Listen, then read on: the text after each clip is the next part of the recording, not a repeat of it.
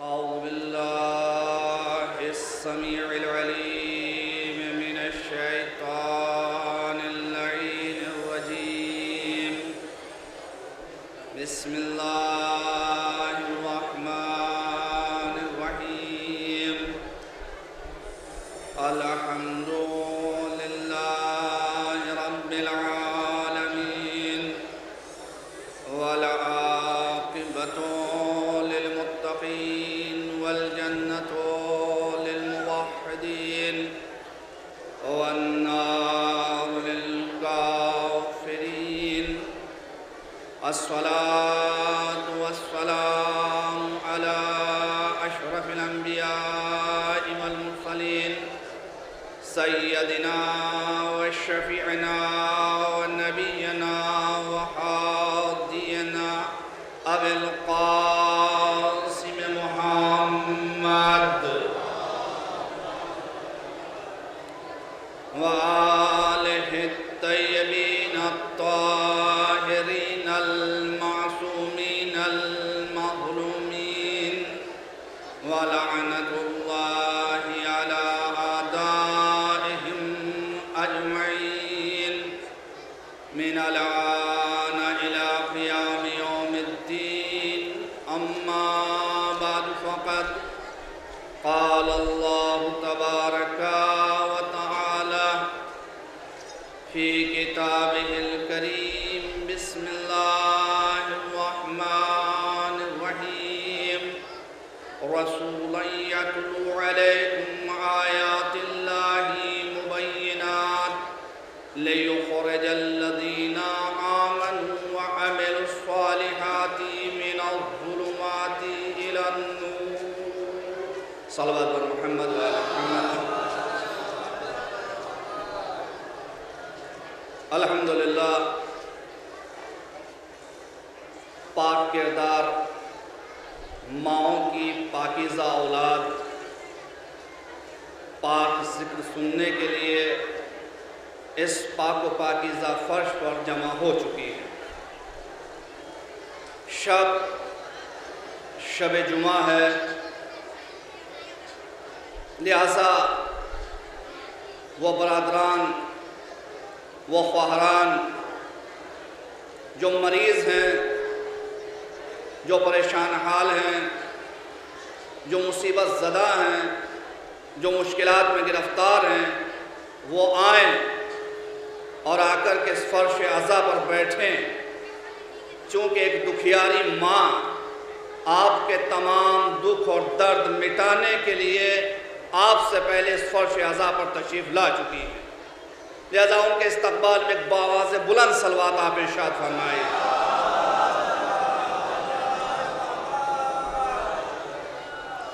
ظاہر ہے کہ آپ ماشاءاللہ ایک سوا گھنٹے کی مفصل تقریر مولانا صاحب کی سماعت فرما چکے ہیں. خدا ان سے اور آپ سے دونوں سے سماعت فرمائے. دیکھیے یہ آیت جس کی تلاوت کا شرف حاصل کیا گیا، اس میں قادر مطلق ارشاد فرما رہا ہے کہ ہمارا رسول آپ کے سامنے اللہ کی آیات کی واضح طور پر تلاوت کرتا تاکہ جو لوگ ایمان لائے اور ایمان لانے کے بعد نیک اعمال انجام دیے، ان کو تاریکی سے نکال کر، ظلمت سے نکال کر، اندھیروں سے نکال کر نور کی طرف لائے. میری مجلس کا موضوع نور ہے. شب بھی شب نور ہے، شب جمعہ ہے، اور ماشاءاللہ آہستہ آہستہ افراد جو کسی ضرورت کے تحت پہلی مجلس کے بعد فرش عزا سے تشریف لے جا رہے تھے، وہ واپس آنا شروع ہو گئے. انشاءاللہ مومنین جمع ہوتے رہیں گے اس پاکیزہ ذکر کو سننے کے لیے. ایسا ہو ہی نہیں سکتا کہ ذکر اہل بیت علیہم السلام ہو اور حلال زاد فرش عزا سے غائب ہوں. ایک صلوات پڑھیں بر محمد و آل محمد. چونکہ یہ ذکر ہر انسان کو نصیب نہیں ہوتا. اس ذکر کو کرنے کے لیے، اس ذکر کو سننے کے لیے نسل کی طہارت بھی ضروری ہے، نفس کی پاکیزگی بھی ضروری ہے۔ جتنا نفس پاک و پاکیزہ ہوگا اتنا ہی زیادہ اس ذکر سے انسان کو لگاؤ ہوگا، اور جن نفسوں میں نجاستیں موجود ہیں نہ وہ کبھی ذکر کے قریب آئے، نہ قیامت تک کبھی ذکر کے قریب آئیں گے۔ ایک صلوات پڑھیں بر محمد و آل محمد۔ میرے جوان بھائیوں، آپ اپنی مشکلات لے کر کے یہاں پر آئیں۔ اگر مشکلات کا حل چاہتے ہو تو آؤ، اس فرش عزا پر آ کر کے بیٹھو۔ میرے جوان بھائیوں، اگر مشکلات سے نجات چاہتے ہو تو آؤ، اس فرش عزا پر آؤ۔ اے میرے جوان بھائیوں، اگر گرفتاری سے نجات چاہتے ہو تو آؤ فرش عزا پر، چونکہ یہ ان کا فرش ہے جو حلال مشکلات ہیں، یہ ان کا فرش ہے جو صرف اپنوں کی نہیں بلکہ غیروں کی بھی مشکلیں حل کیا کرتے ہیں۔ یہ آیت اسی طرف ہمیں متوجہ کر رہی ہے۔ دیکھیے، انسان جب ایمان کے ساتھ نیک کام انجام دیتا ہے تو پھر اللہ اس انسان کے قلب کو نورانی بنا دیتا ہے، انسان کا دل نورانی ہو جاتا ہے، انسان کا دل منور ہو جاتا ہے۔ میرے جوان بھائی یہاں پر موجود ہیں، تمہید کے طور پر ایک جوان کا تذکرہ کرتا ہوں کہ جب انسان نہیں، لفظ بدل، جب کوئی جوان مومن نیک اعمال انجام دیتا ہے تو پھر مومن کا قلب کیسے نورانی ہو جاتا۔ تاریخ نے پیغمبر اسلام کے ایک صحابی کا نام پیش کیا، نام مصعب بن عمیر، عمر 18 سال۔ جب پیغمبر اسلام نے مکے میں اعلان نبوت کیا، لوگوں کو دعوت توحید دی اور لوگ آ کر کے جمع ہوئے، ایمان لانے لگے، تو انہی میں 18 سالہ جوان مصعب بن عمیر بھی آیا۔ پیغمبر اسلام کے بزم میں آ کر کے بیٹھنے لگا۔ پیغمبر اسلام کی تعلیمات نے اس کے اوپر اثر کرنا شروع کیا اور اس نے آہستہ آہستہ نیک کام انجام دینے شروع کیے۔ منزل آگے بڑھتی گئی۔ جب یہ آواز مکے کی گلیوں سے نکل کر مدینے پہنچی تو مدینے کے لوگوں نے غور و فکر کرنا شروع کیا اسلام کے اوپر، لیکن مکے کے جو مشرکین تھے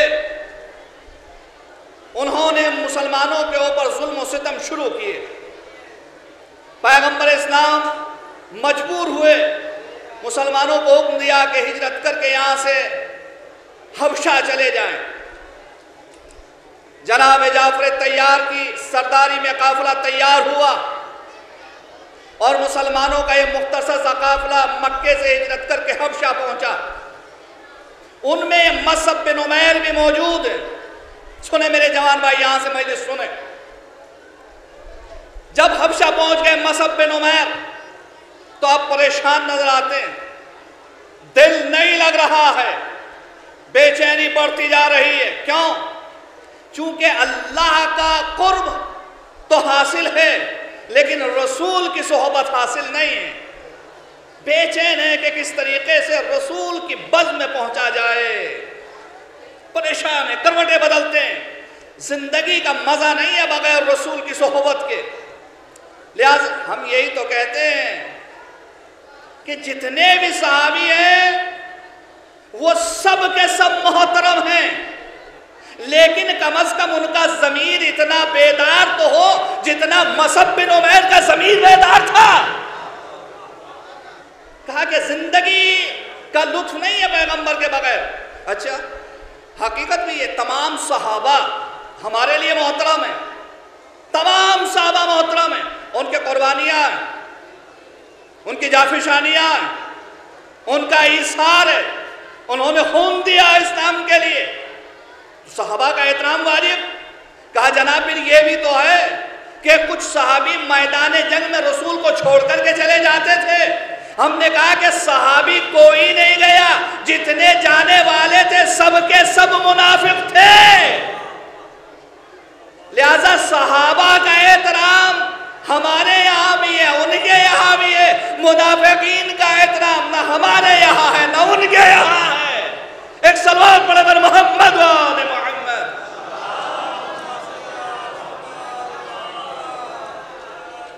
ضروری ہے۔ اچھا، یہ مصعب بن عمیر جب بے چین ہوئے تو واپس پلٹ کر کے آئے مکہ، پیغمبر اسلام کی بز میں پہنچے، پیغمبر اسلام کی نظر پڑی، کہا مصعب تم تو حبشہ کر کے جا چکے تھے، ہجرت کر کے حبشہ جا چکے تھے، کہا اللہ کے رسول واپس آ گیا۔ کہا کس لیے؟ کہا کہ آپ کے بغیر زندگی کا مزہ نہیں ہے، لہذا چاہتا ہوں قریب رہ کر کے تعلیمات اسلامی کو سیکھوں۔ لیکن بڑا فرق ہے، ایک صحابی کے اندر جذبہ یہ ہے کہ قریب رہ کر کے اسلام کو سیکھے، ایک پاس بیٹھنے والے کا جذبہ یہ ہے کہ قریب رہ کر کے مسلمانوں کے راز معلوم کیے جائیں۔ صلوات پڑھے بر محمد و آل محمد۔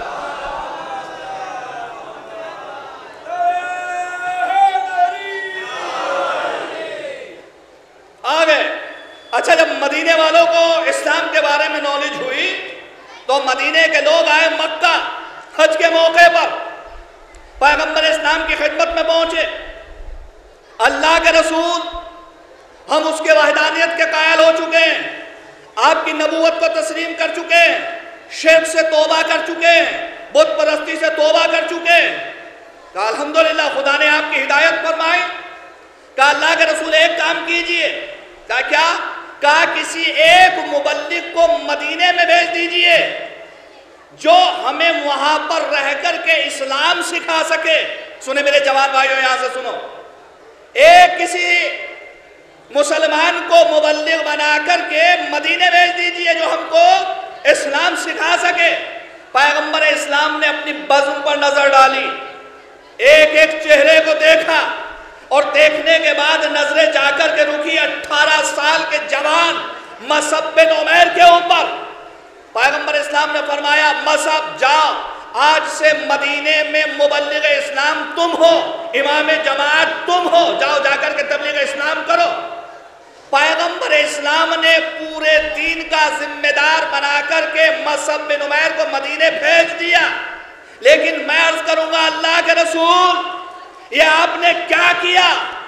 آپ کی بز میں بڑے بڑے معمر، بڑے بڑے بزرگ، بڑے بڑے سن رسیدہ افراد موجود، آپ نے سب کو اگنور کیا، کسی کو لفٹ نہیں دی، اور ایک 18 سالہ جوان کو آپ نے مبلغ بنا کر کے بھیج دیا۔ اچھا، مزے کی بات یہ ہے کہ وہ جتنے بزرگ بیٹھتے تھے ان میں سے بھی کسی نے اعتراض نہیں کیا کہ اللہ کے رسول آپ نے ایک جوان کو ذمہ داری دے دی۔ کیوں؟ اس کا مطلب یہ کہ وہ بزرگ بھی اچھی طریقے سے جانتے تھے عمر الگ چیز ہے، صلاحیت الگ چیز ہے۔ جس کے پاس صلاحیت ہوگی اس کو ذمہ داری دی جائے گی۔ نہیں، پیغمبر اسلام نے اپنی زندگی میں ایک بڑا فیصلہ کر دیا کہ دیکھو منصب عمر کے لحاظ سے نہیں ملے گا، صلاحیت کے لحاظ سے ملے گا۔ جس میں صلاحیت ہوگی اس کو منصب دیا جائے گا، میری زندگی میں بھی میرے بعد بھی۔ صلوات پڑھے بر محمد و آل محمد۔ الحمدللہ ماشاءاللہ مومنین جمع ہو رہے ہیں، آہستہ آہستہ آ رہے ہیں، میں بھی آہستہ آہستہ اپنی منزل کی طرف آگے بڑھ رہا ہوں۔ ایک صلوات اور پڑھیں بآواز بلند حضرات۔ الحمدللہ ماشاءاللہ بیدار ہے، بیداری کے ساتھ سماعت فرما رہے ہیں۔ مصعب بن عمیر یہ مدینے پہنچے، تبلیغ اسلام شروع کی۔ پیغمبر اسلام بھی ہجرت کر کے مدینے تشریف لے آئے. پہلی جنگ جنگ بعد، دوسری جنگ احد. جنگ احد میں مصعب بن عمیر شہید ہوئے. پیغمبر اسلام ان کے سرانے پہنچے، ان کے سر کو اٹھایا، اپنے زانوں پر رکھا اور رکھنے کے بعد فرمایا ھذا عبد نور اللہ قلبہ، کہ یہ عبد خدا وہ ہے جس کے قلب کو اللہ نے نورانی بنا دیا. یہ کوئی بوڑھا انسان نہیں تھا، ایک جوان انسان تھا. کتنے نیک اعمال انجام دیے مصعب بن عمیر نے کہ پیغمبر اسلام فرما رہے ہیں کہ اللہ نے اس کے قلب کو نورانی بنا دیا. اچھا کام کیا کیا تھا؟ پیغمبر اسلام کی نصرت کی. اور ان کی جو خاصیت تھی وہ یہ تھی کہ اس وقت تک جتنا قرآن نازل ہوا تھا وہ سب انہوں نے حفظ کیا تھا. اس وقت تک جتنا قرآن نازل ہوا سب مصعب بن عمیر نے حفظ کیا تھا. میرے جوان بھائیوں، یہ ایک جوان تھا، کوئی معصوم نہیں تھا. اس کا باپ مشرک تھا، ماں مشرکہ، بہن مشرکہ، بھائی مشرک. یہ تنہا مسلمان ہوا، قلب نورانی ہو گیا. کس بنا پر؟ نیک اعمال انجام دیے، قرآن کو حفظ کیا. اچھا فیصلہ کر کے بتائیے، ایک راز کی بات آپ کے سپورٹ کرنا چاہتا ہوں. وہ یہ کہ جو خلفائے راشدین ہیں ان میں چاروں میں حافظ کل قرآن کون ہے؟ توجہ فرمائے میرے جوان بھائی، توجہ فرمائے. داد کی مجلس سے آپ سنتے رہتے ہیں الحمدللہ، لیکن آج غور و فکر کیجئے میرے ساتھ. یہ چار خلیفہ خلفائے راشدین جن کو کہا جاتا، ان میں حافظ کل قرآن کون ہے؟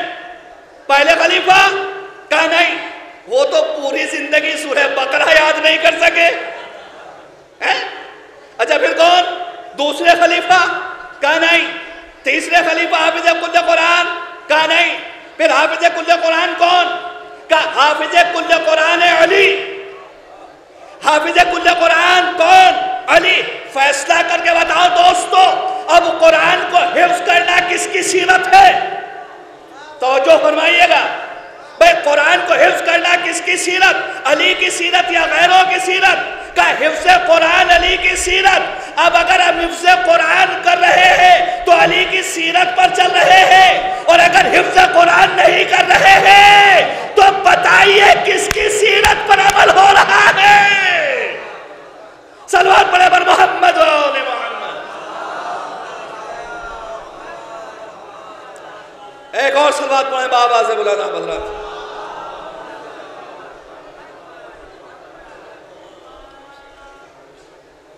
نیک اعمال حفظ قرآن قلب کو نورانی بناتے ہیں. دیکھیں دوستو، ماشاءاللہ آپ جمع ہو رہے ہیں آہستہ آہستہ، تعداد بڑھتی جا رہی. حفظ قرآن. اچھا یہ بتائیے، یہ قرآن جو اللہ نے رسول اعظم پر صلی اللہ علیہ وآلہ وسلم نے، آپ نجف ہند جوگی پورا میں ہیں اور شب جمعہ، اس میں تو خاص طریقے سے صلوات پڑھنے کا بہت زیادہ ثواب ہے. ایسی بآواز بلند صلوات ہو کہ جو اپنے خیموں میں کھانا کھا رہے ہیں یا آرام کر رہے ہیں وہ بھی یہاں پر اٹھ کر کے ایک صلوات پڑھیں بآواز بلند.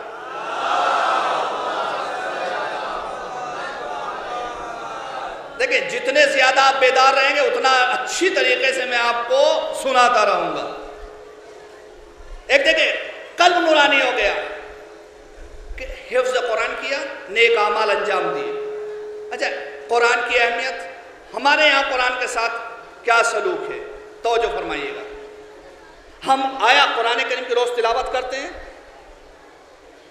یہ قرآن جس کو پوری دنیا تک پہنچانے کی ذمہ داری ہماری تھی، ہماری بدنصیبی یہ ہے کہ وہ قرآن بند ہو کر کے ہمارے یہاں طاق میں رکھا جاتا ہے. کہاں؟ طاق میں، جزدان میں لپیٹ کر کے اوپر رکھ دیا، پورے سال پڑھا نہیں جاتا. کب کھلتا ہے؟ رمضان المبارک میں، پورے سال. اچھا اوپر کس لیے رکھا گیا؟ کا احترام میں آج تک دو چیزوں کا احترام میری سمجھ میں نہیں آیا۔ ایک تو قرآن کا احترام بند کر کے اوپر رکھ دیا کہ کوئی اس کو استعمال نہ کرے، ایک عالم کا احترام اس کو ایک حجرے میں بند کر دیا ہے، ایسا ہی ہے نا؟ مولانا صاحب احترام، مولانا صاحب کو حجرے میں ڈالو، پبلک کے درمیان مولانا صاحب نہ رہیں۔ قرآن اس لیے نازل ہوا تھا کہ لوگ اس کو پڑھیں، پڑھ کر کے سمجھیں، سمجھ کر کے عمل کریں۔ ہم نے باندھ کر رکھ دیا احترام میں اوپر کہ نہ پڑھیں گے نہ سمجھیں گے نہ عمل کرنا پڑے گا۔ عالم کا وجود بابرکت ہے معاشرے کے لیے کہ سماج میں رہے، لوگ اپنی مشکلات لے کر کے آئیں، مسائل آ کر کے دریافت کریں۔ ہم نے مولانا صاحب کو احترام کے ساتھ حجرے میں بیٹھا دیا کہ کوئی جوان نہ وہاں تک پہنچے گا، نہ سوال کرے گا، نہ دین کو جانے گا۔ وہاں قرآن پر بھی ظلم ہے، عالم پر بھی ظلم ہے۔ قرآن ہر روز کھلنا چاہیے۔ میرے جوان بھائیو، آپ بیدار ہو جائیے اپنے بزرگوں سے معافی چاہتے ہوئے۔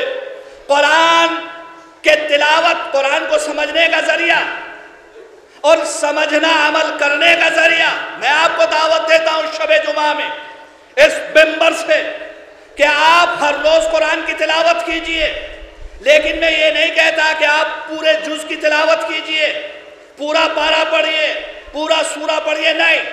آپ فقط صبح سویرے اٹھنے کے بعد قرآن کی 2 آیتیں پڑھئے، 2 آیتیں، لیکن ترجمے کے ساتھ، تاکہ معلوم تو ہو اللہ کیا کہہ رہا ہے۔ ہمارے ساتھ مشکل یہ ہے کہ رمضان المبارک میں بھی اگر قرآن پڑھتے ہیں تو بغیر ترجمے کے بسم اللہ سے شروع کرتے ہیں، والناس پر تمام کر دیتے ہیں، معلوم ہی نہیں ہوتا کہ اللہ نے ہم سے کیا کہا ہے۔ اگر اس طریقے سے ہم قرآن پڑھ رہے ہیں تو پھر ہماری تلاوت میں اور تراویح میں فرق کیا رہا؟ صلوات پڑھیں بر محمد و آل محمد۔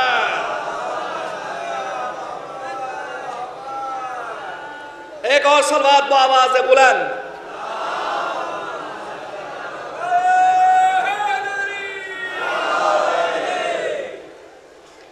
دیکھیں یہ ہے نیک اعمال۔ ایک جوانوں کا مجمع ہے تو ایک جوان سے متعلق اور گفتگو کروں تاکہ آپ کے اذہان سے قریب ہو جاؤں، پھر اپنے موضوع کی طرف آؤں۔ ایک اور جوان، نام کیا ہے؟ حارث بن مالک بن نعمان۔ محظوظ ہوں گے انشاءاللہ میرے جوان، لطف اندوز ہوں گے۔ عمر 21 سال، مسجد النبوی، مسجد نمازیوں سے چھلکی ہوئی ہے، نماز جماعت تمام ہوئی، پیغمبر اسلام منبر پر تشریف لے گئے، خطبہ ارشاد فرمایا، خطبہ طولانی ہوا، اور یہ بیچارہ وہاں مجمع کے درمیان بیٹھ کر کے اونگنے لگا۔ کون؟ یہ حارث بن مالک بن نعمان انصاری۔ عمریں پہلی جھپکی، یہاں تو بہت سے عمریں۔ ایک صلوات پڑھیں پر محمد و آل محمد۔ پہلی جھپکی، دوسری جھپکی، تیسری جھپکی، پیغمبر اسلام نے کہا حارث، یہ کھڑا ہو گیا۔ کہا کیا بات ہے اللہ کے رسول، فرمائیے۔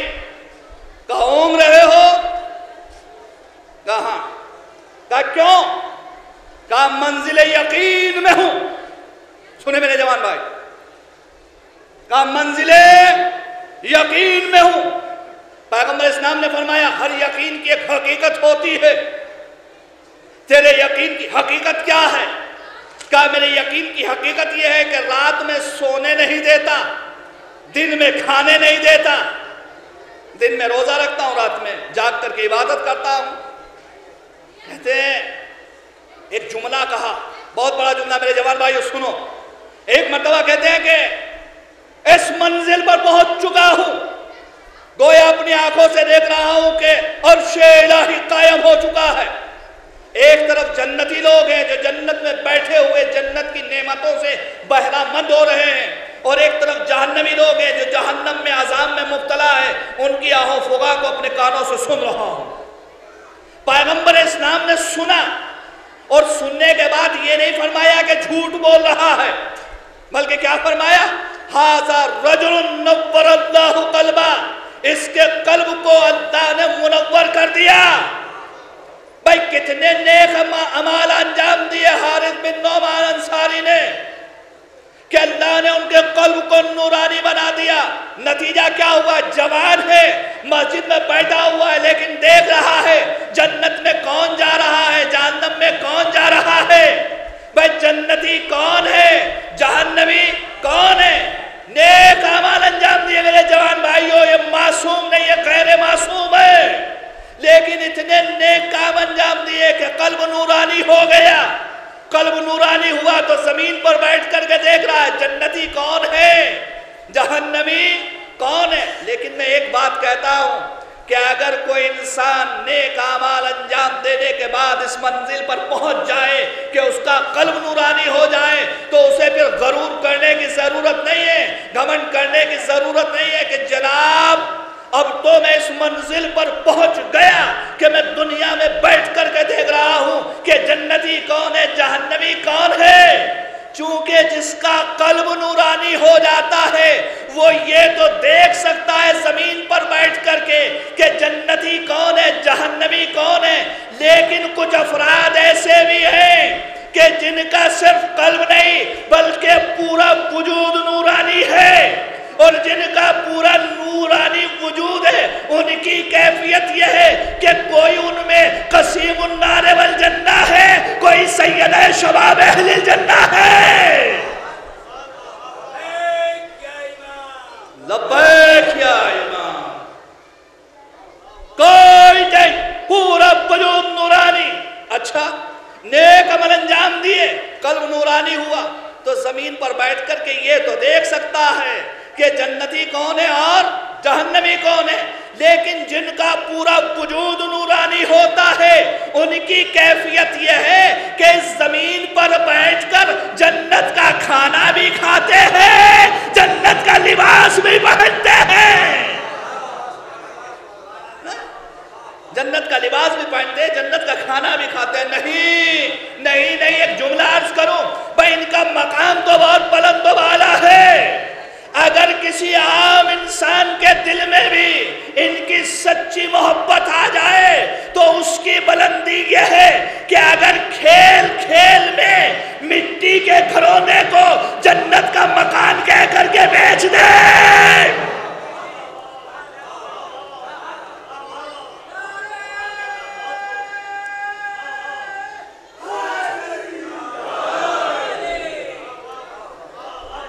تو اللہ اس کو قبول کرتا ہے۔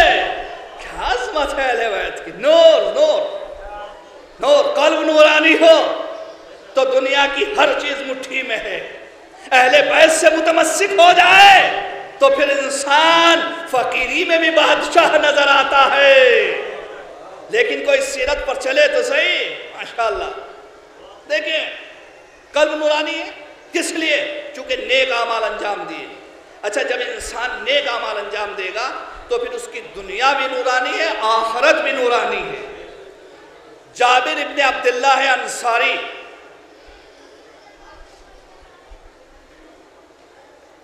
سے ایک روایت ہے، انہوں نے پیغمبر اسلام سے نقل کیا کہ قیامت کے دن تمام انسان اپنے سروں کو جھکائے بیٹھے ہوں گے، کھڑے ہوں گے، میدان محشر اولین و آخرین سب جمع، اور اس میں سب سروں کو جھکائے بیٹھے۔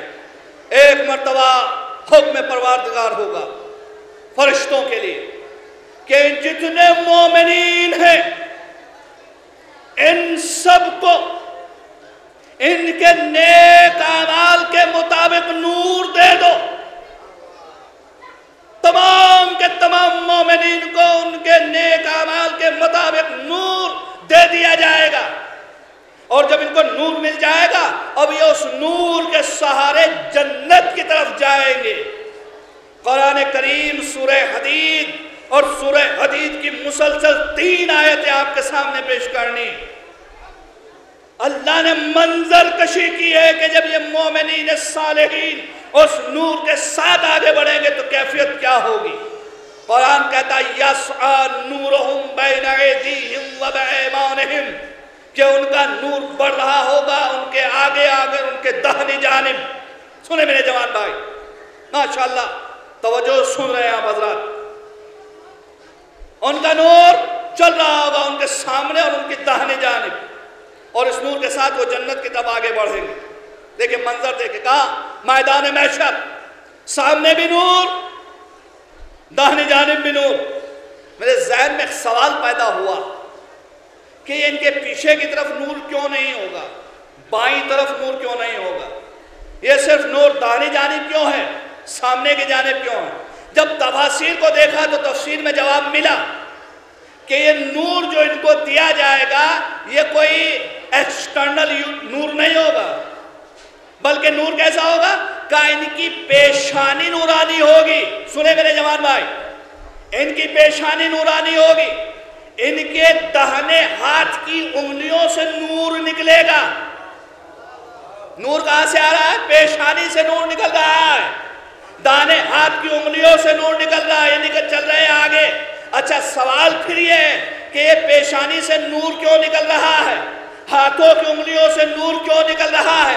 مفسرین نے جواب دیا پیشانی اس لیے نورانی ہوگی کہ دنیاوی زندگی میں یہ خدا کی بارگاہ میں اپنے سر کو جھکاتے تھے، انگلیاں اس لیے نورانی ہوگی کہ نماز کے بعد دانے ہاتھ کی انگلیوں سے تسبیح حضرت زہرا سلام اللہ علیہا پڑھتے تھے۔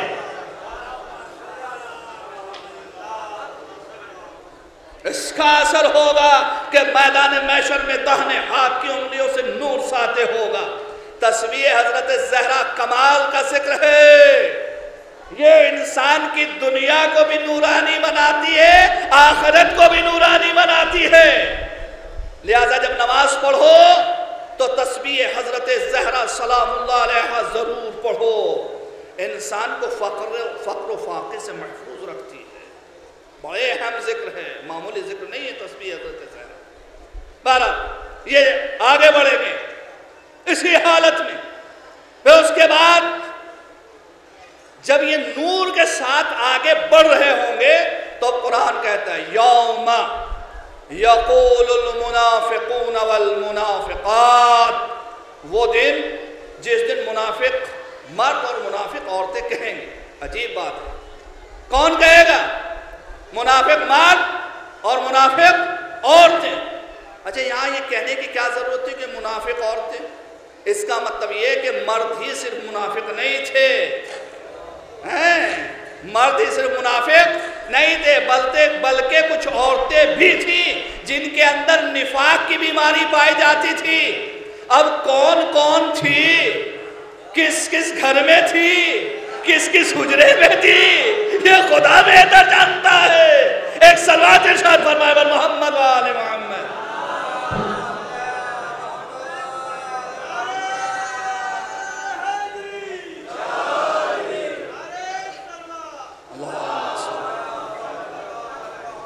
ماشاءاللہ، خدا سلامت رکھے آپ حضرات کو۔ ابھی آگے بڑھ رہے ہیں نور کے ساتھ، منافقین ان کو نور کو دیکھ رہے ہیں تو منافقین کہیں گے کیا؟ یوم یقول المنافقون والمنافقات للذین آمنوا، یہ منافق مرد و منافق عورتیں کہیں گے، کس سے کہیں گے؟ صاحبان ایمان سے کہیں گے۔ کیا؟ توجہ فرمائیں، کیا کہیں گے؟ انظرونا نقتبس من نورکم، ذرا ہماری طرف دیکھیے تاکہ ہم تمہارے نور سے تھوڑا سا نور لے لیں۔ کون کہیں گے؟ منافقین۔ تو کیا منافقین کو یہ مومنین نور دے دیں گے جو ان کو ملا ہے؟ کہا نہیں، بلکہ کہا جائے گا قیل ارجعوا وراءکم فالتمسوا نورا، جائیے ہٹیے، ہمارے سامنے سے ہٹیے، پیچھے کی طرف جائیے اور وہاں جا کر کے نور تلاش کیجئے۔ یہ آگے بڑھیں گے منافقین، سنیے منافقین آگے بڑھیں گے۔ قرآن پھر کہتا ہے فَضُرِبَ بَيْنَهُمْ بِسُورٍ لَهُ بَابٌ بَاطِنُهُ فِيهِ الرَّحْمَةُ ظَاهِرُهُ مِنْ قِبَلِهِ الْعَذَابُ، کہ جب یہ منافقین آگے بڑھیں گے اللہ ایک دیوار بنائے گا ان کے درمیان، منافقین کے مومنین کے درمیان میدان محشر میں، جس میں اندر کی طرف رحمت ہوگی، باہر کی طرف عذاب ہوگا۔ اچھا دیوار بن گئی۔ ہمارے چھٹے امام صادق آل محمد علیہ السلام سے سوال کیا گیا، مولا یہ دیوار بنائی جائے گی میدان محشر میں، اس دیوار کا مٹیریل کیا ہوگا، یہ کس چیز سے بنائی جائے گی؟ تو امام نے ارشاد فرمایا کہ جب یہ منافقین آگے بڑھیں گے، مومنین کے راستے کو روکیں گے، تو اللہ نور کا ایک حصار کھینچے گا۔ سنے میرے جوان بھائی، اللہ نور کا ایک حصار کھینچے گا، اس حصار کے اندر ہم اور ہمارے چاہنے والے ہوں گے، حصار کے باہر ہمارے دشمن ہوں گے۔ اب سچویشن سمجھ میں آئی، میدان محشر منافقین مومنین حصار کے اندر، منافقین حصار سے باہر، یہاں باہر عذاب، اندر رحمت، اندر نور، باہر اندھیرا، چاروں طرف مومنین جمع اس طریقے سے۔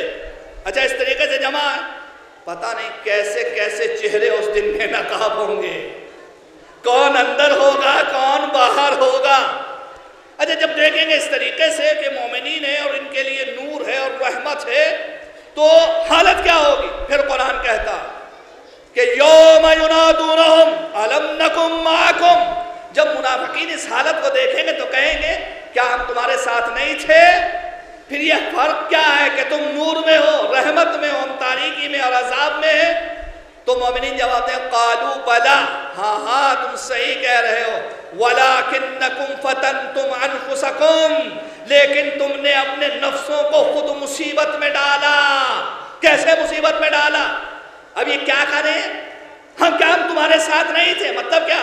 یعنی تم بھی مسلمان تھے، ہم بھی مسلمان تھے، تم بھی نماز پڑھتے تھے، ہم بھی پڑھتے تھے، تم بھی روزہ رکھتے تھے، ہم بھی رکھتے تھے، تم نے ہجرت کی، ہم نے بھی کی، تم رسول کے پاس بیٹھتے تھے، ہم بھی بیٹھتے تھے، تم بدر میں تھے، ہم بھی تھے، تم احد میں تھے، ہم بھی تھے، تم خندق میں تھے، ہم بھی تھے، تم حدیبیہ میں تھے، ہم بھی تھے، تم خیبر میں تھے، ہم بھی تھے، تم فتح مکہ میں تھے، ہم بھی تھے، تم آخری حج میں تھے، ہم بھی تھے، تم غدیر میں تھے، ہم بھی تھے، ہر جگہ تو ہم تمہارے ساتھ تھے، پھر یہ فرق کیوں؟ تو مومنین جواب دیں گے، یہ میرا جملہ ہے، قرآن نہیں ہے، مومنین جواب دیں گے ہاں تم ہمارے ساتھ تھے، لیکن تمہارا جسم ہمارے ساتھ نہ تھا، تمہارا دل ہمارے ساتھ نہیں تھا۔ بڑا فرق ہے تمہارے وجود میں اور ہمارے وجود میں۔ پیغمبر اسلام کی بز میں تم بھی بیٹھتے تھے، ہم بھی بیٹھتے تھے، ہم اس لیے بیٹھتے تھے کہ اسلام کو سیکھیں، تم اس لیے بیٹھتے تھے کہ مسلمانوں کے راز معلوم ہو۔ نہیں، بہت عہد میں تم بھی تھے، ہم بھی تھے، لیکن بڑا فرق ہے تمہارے وجود میں اور ہمارے وجود میں۔ ہم اس فکر میں تھے کہ کس طریقے سے رسول کی جان کی حفاظت کی جائے، تم اپنی جان کو بچا کر پہاڑ کی چوٹیوں پر چلے گئے تھے۔ نہیں، خندق میں تم بھی تھے، ہم بھی تھے، لیکن بڑا فرق ہے ہمارے حضور میں اور تمہارے حضور میں۔ جب امر نے آ کر کے للکارا کہ کون ہے میرے مقابلے کو آئے، تو ہم تو اس فکر میں تھے کہ کس طریقے سے اس ظالم کو قتل کیا جائے، دشمن خدا کو قتل کیا جائے، اس کو نیست و نابود کیا جائے، اور تم رسول کے پہلو میں بیٹھے ہوئے مسلمانوں کی ہمت توڑ رہے تھے کہ دیکھو وہ لڑنے کے لیے آیا ہے جو 40 لوگوں سے تنہا لڑتا ہے۔ نہیں، آگے بڑھئے۔ صلح حدیبیہ کے موقع پر ہم بھی تھے، تم بھی تھے، لیکن بڑا فرق ہے ہمارے وجود میں اور تمہارے وجود میں۔ ہم رسول کے فیصلے پر راضی تھے، تم نبوت میں شک کرتے ہوئے نظر آ رہے تھے۔ نہیں، آگے بڑھئے۔ خیبر میں تم بھی تھے، ہم بھی تھے، لیکن بڑا فرق ہے، ہم یہودیوں کے سر اڑا رہے تھے، تم مال غنیمت جمع کر رہے تھے۔ نہیں، فتح مکہ کے موقع پر تم بھی تھے، ہم بھی تھے، لیکن بڑا فرق ہے۔ جب بت شکن دوشن نبوت پر بلند ہو کر بتوں کو توڑ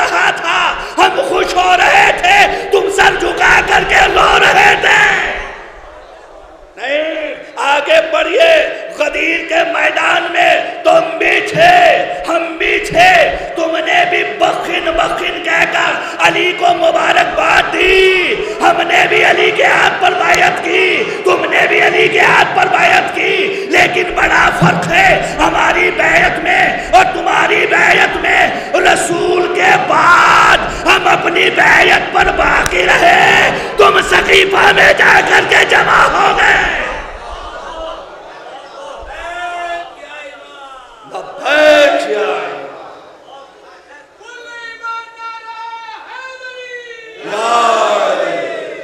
بڑا فرق ہے تمہارے وجود میں اور ہمارے وجود میں۔ تو قرآن کا تربصتم، تم نے انتظار کیا۔ اچھا کس چیز کا انتظار کیا؟ سنیں جو قرآن سننے کا شوق رکھتے ہیں۔ تربصتم، تم نے انتظار کیا۔ کس چیز کا انتظار کیا؟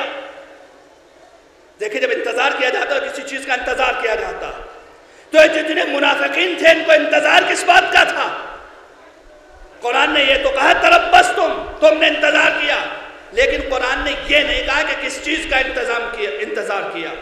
یہ مفسرین نے لکھا، تمام مفسرین، شیعہ مفسرین نے بھی، سنی مفسرین نے بھی، کہ منافقین انتظار کر رہے تھے شمع رسالت کے گل ہونے کا، ان کو انتظار تھا پیغمبر اسلام کے اس دنیا سے رخصت ہونے کا تاکہ دین کو بدلے۔ کس چیز کا انتظار؟ پیغمبر اسلام کی شہادت کا انتظار۔ اچھا کون کر رہے تھے؟ کہ منافق۔ اچھا منافق انتظار کر رہے تھے، کون؟ پکڑیں گے چور کو۔ پیغمبر اسلام بستر علالت پر ہیں، ایک لشکر تشکیل دیا ایک خاص مصلحت کے تحت، اور مسلمانوں کو حکم دیا کہ تمام انصار و مہاجرین جائیں، محاذ پر جائیں اسامہ کے لشکر میں شریک ہو کر کے۔ علی سے کہا کہ آپ میرے پاس مدینے میں رہیں۔ منافقین پہلے تو جانے کے لیے تیار نہیں ہوئے۔ پیغمبر اسلام کی حالت کیا؟ غش پر غش آ رہے۔ پیغمبر اسلام کی آنکھ کھلی، ان چہروں کو دیکھا، کہا نہیں گئے؟ کہا کہ نہیں، کہا کہ سب جائیے۔ لشکر تشکیل پایا، مدینے سے باہر جا کر کے پہلی منزل پر رک گیا۔ اب انہوں نے منافقین نے اپنے جاسوس چھوڑے کہ جاؤ جا کر کے دیکھ کے آؤ رسول کی حالت کیسی ہے۔ جاسوس آئے، جا کر کے رپورٹ کی، حالت اچھی نہیں ہے، صبح شام کا معاملہ ہے۔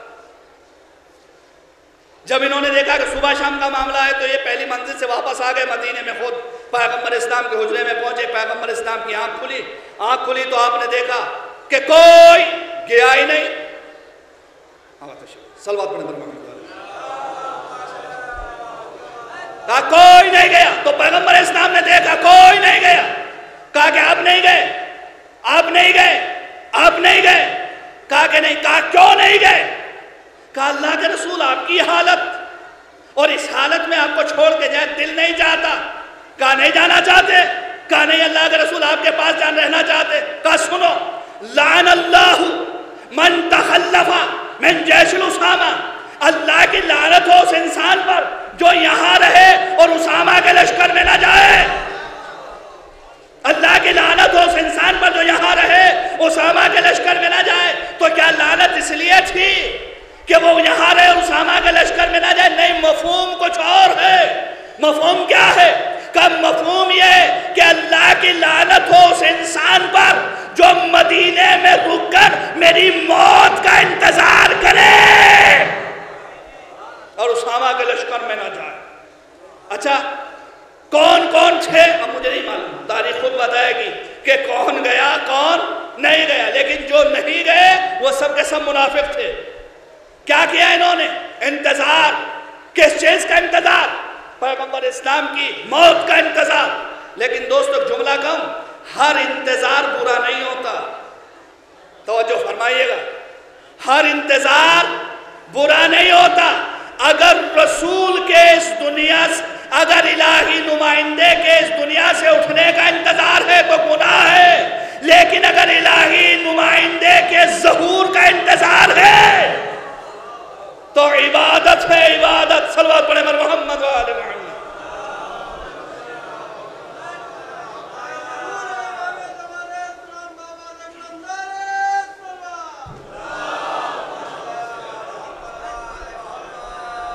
دوستوں میسج یہی ہے اس مجلس کا، نیک اعمال انجام دو، قرآن کو پڑھو۔ جب تک قرآن کو پڑھو گے نہیں سمجھو گے نہیں، جب تک سمجھو گے نہیں عمل نہیں کرو گے، اور جب تک عمل نہیں کرو گے اس وقت تک سچے نہ بندے بن سکتے ہو نہ سچے مسلمان بن سکتے۔ قرآن ضروری ہے نیک اعمال سے۔ پیغمبر اسلام کی سیرت ہمارے لیے ضروری ہے، اور پیغمبر اسلام کی اور اہل بیت کی سیرت میں کوئی فرق نہیں۔ جو سیرت رسول ہے وہی سیرت اہل بیت علیہ السلام۔ اگر سیرت پر عمل کیا جائے تو پھر بھائی بھائی میں اختلاف نہیں ہوگا، بھائی بہن میں اختلاف نہیں ہوگا، بلکہ ایک دوسرے کے لیے قربانی کا جذبہ ہوگا۔ کیسا قربانی کا جذبہ؟ نماز صبح کا وقت شہزادی نے صحن خانہ میں مصلی بچھایا، کم سن زینب ماں کے پہلو میں آ کر کے کھڑی ہو گئی۔ دونوں شہزادے بابا کے ساتھ مسجد میں تشریف لے گئے، نماز جماعت تمام ہوئی، پیغمبر اسلام منبر پر تشریف لائے، خطبہ ارشاد فرمایا۔ خطبہ طولانی ہوا، اتنا طولانی ہوا کہ سورج نمودار ہو گیا، اور چونکہ شہزادی زینب سویرا سے ماں کے ساتھ بیدار تھی، لہذا جب سورج نمودار ہو گیا ماں تو تعقیبات سے فارغ ہو کر کے اٹھ گئی، لیکن زینب وہیں مصلی پر سر رکھ کر کے سو گئی۔ جزاکم اللہ۔ آپ کی آوازیں بلند ہو چکی، خدا ان آوازوں کے اوپر رحمت نازل فرمائے۔ یہ آنکھیں جن میں آنسو چھلک آئے، خدا ان آنکھوں کو نورانی قرار دے۔ زینب مصلی پر سر رکھ کر کے سو گئی۔ ادھر جب خطبہ تمام ہوا، اصحاب مسجد سے چلے گئے تو علی آگے بڑھے، حسن حسین آگے بڑھے، رسول کو سلام کیا، اجازت لی، اپنے گھر کی جانب چلے۔ یہ صحن مسجد، یہ علی کے گھر کا دروازہ۔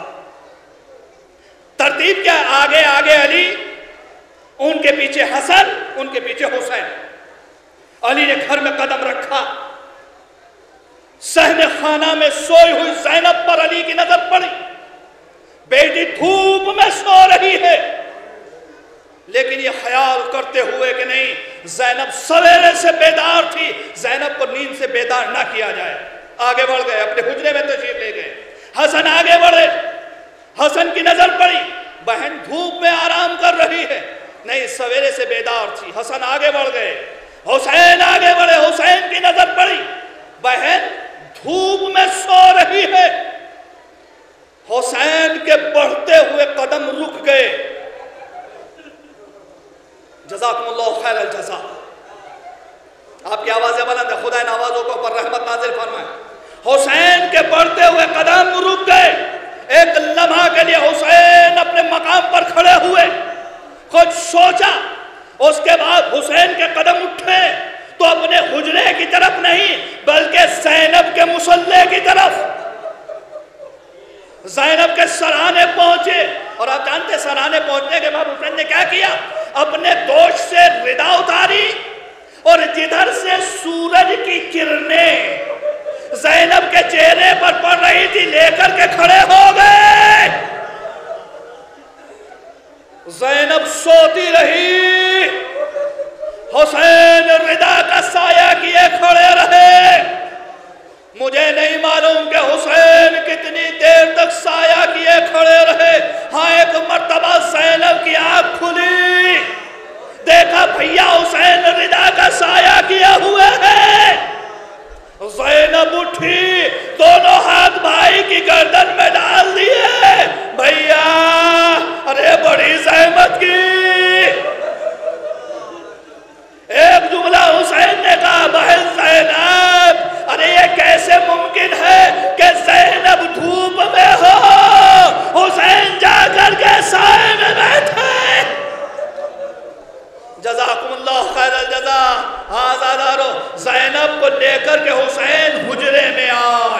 حسین حجرے میں آئے، دیر تک بہن بھائیوں کے درمیان گفتگو ہوتی رہی۔ حسین و زینب جدا ہو گئے، لیکن دونوں بھائی جیسے جیسے پروان چڑھ رہے ہیں ویسے ویسے زینب کے دل میں ایک تمنا ہے جو پروان چڑھ رہی ہے۔ اور وہ تمنا کیا ہے؟ وہ تمنا یہ ہے کہ کبھی میں بھی اپنے بھائی کو اسی طریقے سے دھوپ میں سوتے ہوئے دیکھوں تو میں بھی اپنے بھائی کے اوپر سایہ کروں۔ لو آزادارو، دونوں بہن بھائی جوان ہو گئے، زینب کو موقع نہ ملا، دونوں کی شادیاں ہو گئیں، زینب کو موقع نہ ملا۔ زینب بچپن کے اس واقعے کو بھول چکی تھی، یاد کب آیا؟ ارے 11 محرم کو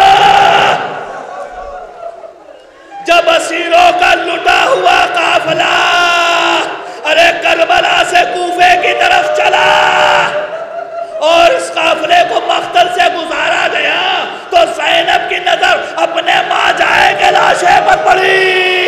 ہائے میرے بھائی کا لاشا بے گور و کفن دھوپ میں پڑا ہوا ہے۔ جزاکم اللہ خیر الجزا کے لیا کر رہے ہیں، خدا ان آوازوں کے اوپر رحمت نازل فرمائے، ان آنکھوں کو نورانی قرار دے۔ لو عزیزو، اب جانتے زینب کہاں ہے؟ کہا زینب اونٹ کی پشت پر، زینب کے ہاتھ کہاں ہے؟ کہا پسے گردن بدھے ہوئے ہیں۔ جزاک اللہ خیر الجزا۔ ہاتھ کہاں ہے؟ کہا پسے گردن بدھے ہوئے ہیں۔ زینب نے دیکھا، مقتل کہتا ہے ایک مرتبہ زینب نے اپنے آپ کو اونٹ کی پشت سے گرایا۔ عزاداروں، میں نے جملہ کہہ دیا اور آپ نے سن لیا، ذرا غور تو کرو۔ آپ 8 تاریخ کو محرم کی ایک جملہ سنتے ہو ہمیشہ کہ جب عباس گھوڑے کی پشت سے زمین پر آئے تو دونوں بازو قلم ہو چکے تھے۔ جب کوئی شہید جب کوئی جوان گرتا تھا تو ہاتھوں کو ٹیک لیتا تھا، لیکن جب عباس گھوڑے کی پشت سے آئے تو بازو قلم تھے۔ اب مجھے نہیں معلوم ان دونوں بہن بھائیوں میں مشکل کس کی سخت ہے۔ عباس کے بازو نہیں تھے، زینب کے ہاتھ پسے گردن بدھے ہوئے تھے، بس فرق یہ ہے عباس گھوڑے سے گرے، زینب اونٹ کی پشت سے۔ آزادارو، زینب مقتل لکھتا ہے گھٹنیوں کے کوہنیوں کے بل چلتی ہوئی زینب حسین کے لاشے پر پہنچی۔ چلنا کتنا سخت ہے، اگر کسی کے ہاتھ کھلے ہوئے ہوں تو کوہنیوں کے بل آسانی سے چل لیتا ہے، لیکن اگر ہاتھ پسے گردن بندھے ہوں۔ زینب چلی آئی حسین کے سرانے، اور سرانے آئی تو ایک مرتبہ یا علی کہہ کر زینب کھڑی ہوئی۔ مقتل کہتا ہے کہ زینب نے بھائی کے لاشے کا طواف شروع کیا اور ایک جملہ تھا جو مسلسل کہے جا رہی تھی، انت اخی، ارے کیا تو ہی میرا بھائی ہے؟ اس کے بعد زینب بیٹھی اور بیٹھنے کے بعد مقتل لکھتا ہے کہ ایک ایسے مقام کا بوسہ دیا جس کو نہ کبھی رسول نے بوسہ دیا تھا، نہ علی و فاطمہ نے بوسہ دیا تھا۔ آپ سمجھے کہ زینب نے کس مقام کا بوسہ دیا؟ اپنے لب حسین کی کٹی ہوئی گردن پر رکھ دیے۔ اے بھیا، ارے تجھے وقت آخر بھی پانی نہ ملا، جانوروں کو پیاسا ذبح نہیں کیا جاتا، تجھے امت نے پیاسا ذبح کر دیا۔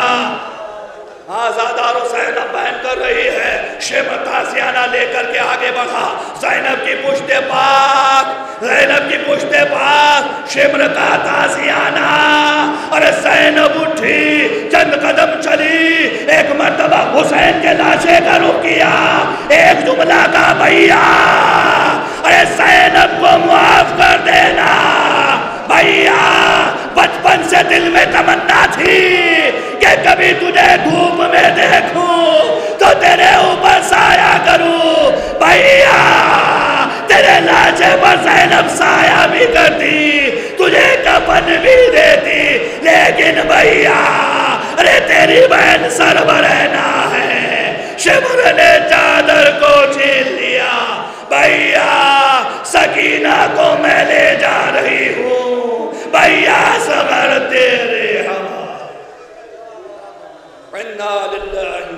وإنا إليه راجعون وسيعلم الذين إلهي بحق الزهرة سلام الله عليها وعبيها وبالها وبنيها والسر المستودع فيها عليهم السلام. خدا جملہ مومنین و مومنات جو بیمار انہیں صحت کاملہ اور عاجلہ عطا فرما، خصوصاً مولانا سید وسیع حیدر صاحب قبلہ کو جلد سے جلد صحت کاملہ اور عاجلہ عطا فرما. جملہ مومنین و مومنات جو بے اولاد ان کو ولد صالح عنایت فرما، جو مشکلات میں گرفتار ان کو مشکلات کو آسان فرما. خدا یہ ہاتھ جس وقت تیری بارگاہ میں بلند کو خالی نہ پلٹا، ان پھیلے ہوئے ہاتھوں کو اپنے علاوہ کسی دوسرے کا محتاج قرار نہ دے. خدا بحق محمد و آل محمد جملہ مومنین و مومنات جو حج زیارات کے مشتاق ان کو حج زیارات سے مشرف فرما. ہمارے امام زمانہ کے ظہور میں تعجیل فرما. ہم تمام ہی کو آپ کے امان و انصار میں شریک ہونے کی توفیق عطا فرما. آخر میں ایک مرتبہ سورہ الحمد اور 3 مرتبہ سورہ توحید کی تلاوت فرما کر جملہ مومنین و مومنات خصوصاً مولانا سید القمی صاحب کے لیے اور تمام ذاکرین خطبہ علماء جو اس سال اس دنیا سے تشریف لے گئے ان کے لیے اس سال ثواب